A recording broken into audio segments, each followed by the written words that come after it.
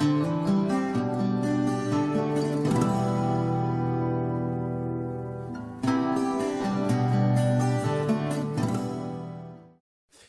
voudrais tout d'abord me féliciter de l'annonce du ministre qu'il vient de nous faire de la création d'une boussole des droits et d'un portail unique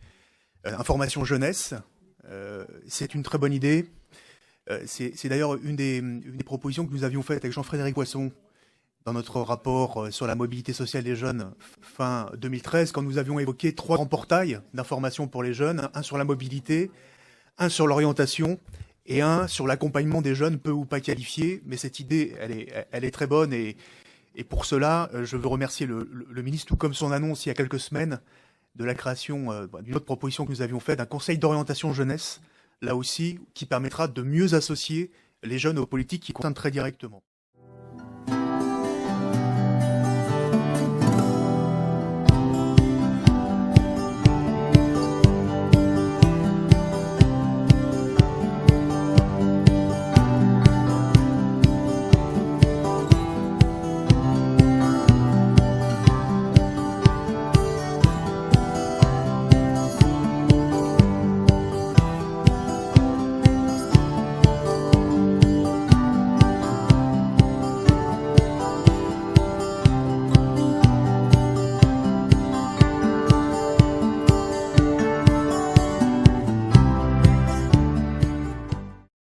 C'est en qualité de rapporteur spécial des crédits de la vie associative que je souhaite intervenir avec cet amendement qui porte sur la fiscalité des dons en nature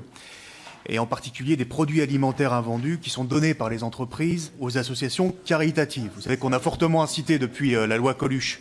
ce mouvement, notamment qui vise à lutter contre le gaspillage alimentaire. C'est 40% de l'aide alimentaire qui couvre aujourd'hui 3 500 000 personnes dans notre pays qui reposent sur les dons en nature des grandes surfaces.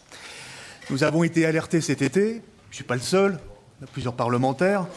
par les associations de solidarité, en particulier le réseau des banques alimentaires, qui nous ont dit qu'il y avait une proposition unilatérale de la DGFiP, la Direction Générale des Finances Publiques, de modifier l'instruction fiscale qui concerne les dons en nature, publiée le 3 août dernier, et qui consisterait à, sans doute dans ses conséquences, à réduire les avantages fiscaux de ces dons en nature. Donc là, c'est le premier point. Le deuxième point, les modifications qui sont proposées par la DGFiP introduiraient une complexification des procédures et des contraintes opérationnelles qui ne seraient pas supportables par le réseau des bénévoles. Notamment, on leur demande à présent d'établir une liste en distinguant les produits qui leur parviennent des grandes surfaces, en distinguant ceux qui ont une DLC, une date limite de consommation, et celles qui n'en ont pas. Donc mon amendement est relativement simple, il vise à mettre dans la loi le principe selon lequel le don